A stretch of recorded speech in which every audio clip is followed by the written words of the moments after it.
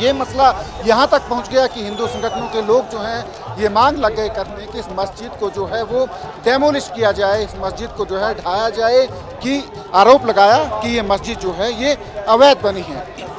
बीच में एक सुनवाई भी इस मसले पर हुई रेवेन्यू कोर्ट में, जो म्यूनसिपल कमिश्नर का जो कोर्ट है वहाँ पे, और एक आदेश दिया गया जूनियर इंजीनियर कंसर्न जो है उनको कि वो अगली सुनवाई जो 5 अक्टूबर को होनी है, 5 अक्टूबर तक इस मस्जिद के मामले में फ्रेश स्टेटस रिपोर्ट जो है वो फाइल करें। तो जूनियर इंजीनियर जो हैं वो इस मामले में स्टेटस रिपोर्ट फाइल करेंगे, जो कमिश्नर नगर निगम के जो अधिकारी हैं वो स्टेटस रिपोर्ट फाइल करेंगे 5 अक्टूबर तक। पर उस सुनवाई से पहले ही ये मामला जो है वो गर्मा गया है और हिंदू संगठन जो है आरोप लगा रहे हैं कि मामला जो है 14 साल से अदालत में है, रेवेन्यू कोर्ट में है, और इसको जो है जल्दी सुलझाया जाना चाहिए। लंबी जो है इसमें जो है सुनवाई हुई है, 45 सुनवाइयाँ अब तक जो है इस मामले में हो चुकी हैं। पर दूसरी तरफ सरकार का भी तर्क है कि सुनवाई है, अदालत में ये मामला जो है तमाम चल रहा है और अदालत के ज़रिए ही इसको जो है सुलझाया जाना चाहिए और मस्जिद को कोई नुकसान ना पहुंचाए। विपक्ष जो है, विपक्ष भी यही बात कर रहा है कि जो मामला जो अदालत में है तो अदालत की तरफ से जो आदेश आएगा वही माना जाना चाहिए।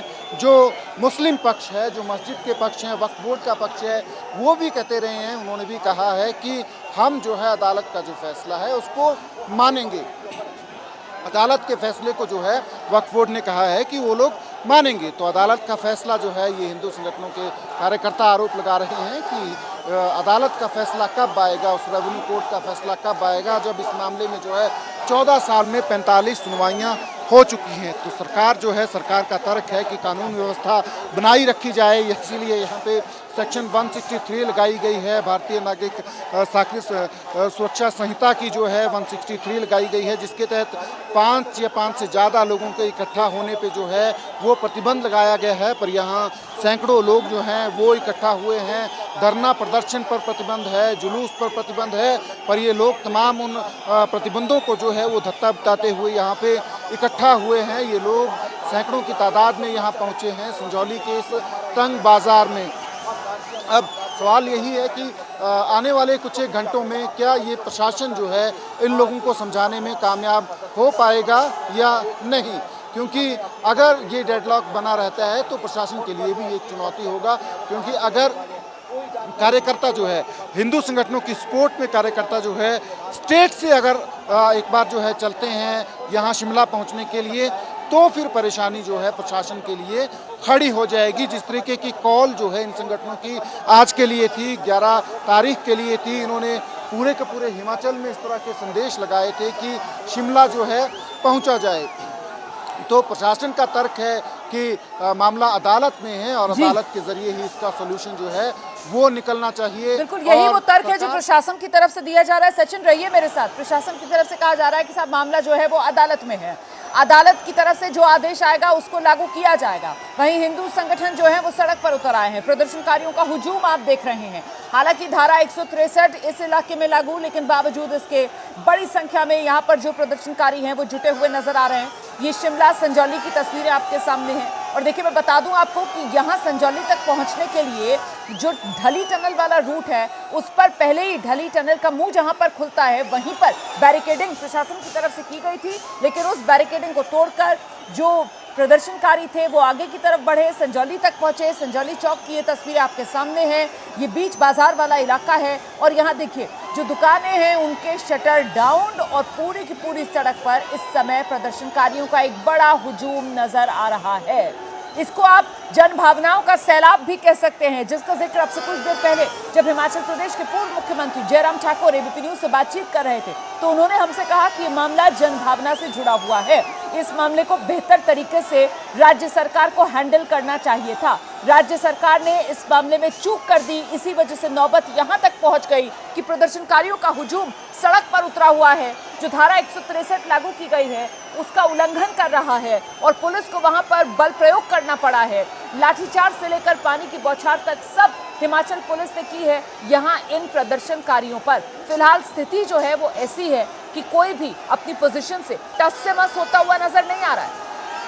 एक तरफ प्रदर्शनकारियों का हुजूम जो पीछे हटने को तैयार नहीं, जहां हैं वहीं डटे हुए हैं। और जाहिर सी बात है दूसरी तरफ पुलिस प्रशासन जो है वो मुस्तैद खड़ा हुआ है, क्योंकि कानून व्यवस्था बनी रहे ये उनकी जिम्मेदारी है। और ऐसे में स्थिति अभी भी बेहद संवेदनशील बनी हुई है। इस संवेदनशील स्थिति से बाहर निकलने के लिए समाधान कहां से सामने आएगा? क्या सरकार की तरफ से कोई पहल की जा सकती है? क्या यहां पर कोई सरकार का नुमाइंदा पहुंच सकता है हालात काबू करने के लिए, बातचीत कर कोई समाधान निकालने के लिए? इसको लेकर कोई सुगबुगाहट है क्या? आखिरकार ये डेडलॉक कब तक यूं ही बना रहेगा? सचिन,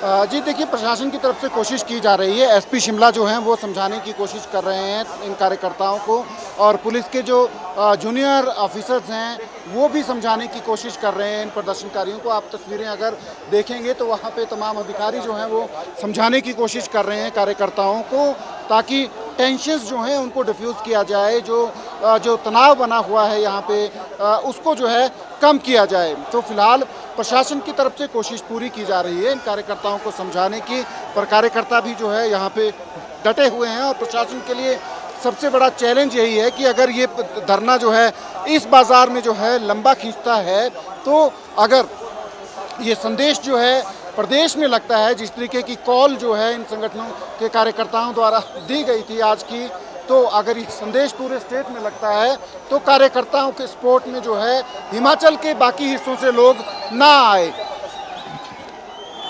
फिलहाल ये बड़ी चुनौती बनी हुई है कि जिस तरीके से हिंदू संगठनों की तरफ से कॉल दिया गया, आह्वान किया गया आज के दिन के लिए, 11 सितंबर के लिए, और उसको देखते हुए अभी ये जो प्रदर्शनकारी यहाँ पर डटे हुए हैं, कहीं ऐसा ना हो कि हिमाचल प्रदेश के अन्य इलाकों से भी इसी तरीके से हिंदू संगठन से जुड़े लोग इस तरफ कूच न कर दें, क्योंकि उस समय कानून व्यवस्था को लेकर एक बेहद संवेदनशील स्थिति बन सकती है और उसी को लेकर कोई समाधान तलाशने की जल्द से जल्द जुगत लगा ली जाए। इसी कोशिश में इस समय आप देख रहे हैं आला पुलिस अधिकारी मौके पर मौजूद हैं, शिमला के एसपी वो खुद मौके पर मौजूद हैं। प्रदर्शनकारियों से बातचीत करने की कोशिश की जा रही है, उन्हें समझाया जा रहा है। प्रशासन की तरफ से बार बार इस बात को दोहराया जा रहा है कि मामला अदालत में है, तो जाहिर सी बात है अदालत का फैसला आने का इंतजार करना होगा। देखिए, यहाँ पर प्रदर्शनकारियों के हाथ में तिरंगा है, और जब प्रदर्शनकारियों के हाथ में तिरंगा है तो उस तिरंगे को देखकर ये उम्मीद बनती है कि हर कोई इस बात का सम्मान करना जानता है कि देश संविधान से चलता है, देश की कानून व्यवस्था बनी रहे, ये हर देश के जिम्मेदार नागरिक का फर्ज है। और इसी को लेकर फिलहाल यहाँ पर जिस तरीके की आर पार की स्थिति थी, वो हालात अब प्रदर्शन तक सीमित होते हुए नजर आ रहे हैं। एक तरफ पुलिसकर्मी डटे हुए हैं, दूसरी तरफ प्रदर्शनकारी डटे हुए हैं। हालांकि बीच बीच में बातचीत कर मामले को सुलझाने की कोशिश भी की जाती है, लेकिन फिलहाल कोई पीछे हटने को तैयार नहीं है, प्रदर्शनकारी वापस लौटने को तैयार नहीं है। और इसी को लेकर अब समाधान कैसे हो, किस तरीके से कोई राह तलाशी जाए, ये एक चुनौती प्रशासन के सामने बनी हुई है। हम एक बार फिर से आपको लेकर चलेंगे, हमारे सहयोगी सचिन लगातार हमारे साथ बने हुए। और देखिए तस्वीरों में देखिए कैसे प्रदर्शनकारी जो हैं, जहां सड़क पर कुछ देर पहले खड़े हुए थे वहीं पर अब बैठ रहे हैं, और बैठ रहे हैं क्योंकि जितना मैं समझ पा रही हूँ तस्वीरों को देखकर, शायद जो आला पुलिसकर्मी वहां पर मौजूद हैं वो इन प्रदर्शनकारियों को जो यहाँ पर लीड कर रहे हैं, उन नेताओं से बातचीत करके कोई समाधान निकालने की कोशिश में जुटे हुए हैं। सीधे जरा सचिन के पास लेकर चलते हैं आपको और जानते हैं सचिन से अभी क्या हो रहा है। सचिन, वहां पर ग्राउंड पर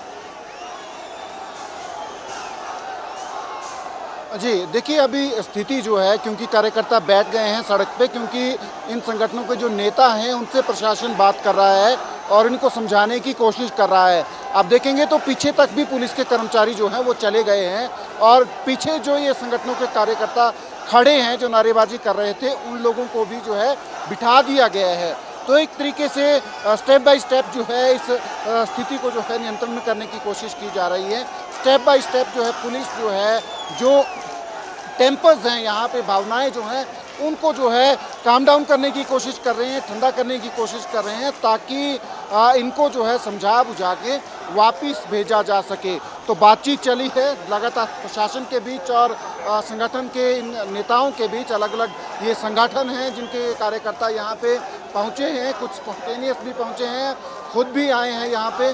तो बातचीत का दरवाज़ा जो है वो ज़रूर खुला है प्रशासन और इन प्रदर्शनकारियों के बीच में, पर प्रदर्शनकारी वहीं बने हुए हैं ये सबसे बड़ा चैलेंज है। और जब तक प्रदर्शनकारी यहाँ पे बने हुए हैं तब तक प्रशासन के लिए टेंशन जो है वो बनी रहेगी, क्योंकि जब तक प्रदर्शनकारी यहाँ हैं तब तक जो है प्रशासन को जो है इनको समझाने की कोशिश जो है करनी पड़ेगी। तब बिल्कुल, तक देखिए प्रशासन स्थिति को वाकई में संवेदनशील लगातार बनी हुई है, लेकिन कम से कम गनीमत ये कि अब इन तस्वीरों को देखकर ऐसा लग रहा है जैसे तनाव कुछ कम होता हुआ नजर आ रहा है। प्रदर्शनकारी जहां थे वहीं पर बैठ गए हैं। आला पुलिसकर्मी, आला प्रशासन के अधिकारी मौके पर पहुंचे हुए हैं। समझाने बुझाने की कोशिशें लगातार जारी हैं। क्या कोई समाधान निकल पाएगा? क्या किसी तरीके से इन्हें मना लिया जाएगा? हिंदू संगठनों से जुड़े प्रदर्शनकारी जिन्होंने आज 11 सितंबर के लिए यह आह्वान किया था संजौली मस्जिद की तरफ कूच का, और फिलहाल संजौली चौक मतलब वो जो मस्जिद है उससे महज चंद मीटर के फासले पर इस वक्त ये हिंदू संगठन के प्रदर्शनकारियों का हुजूम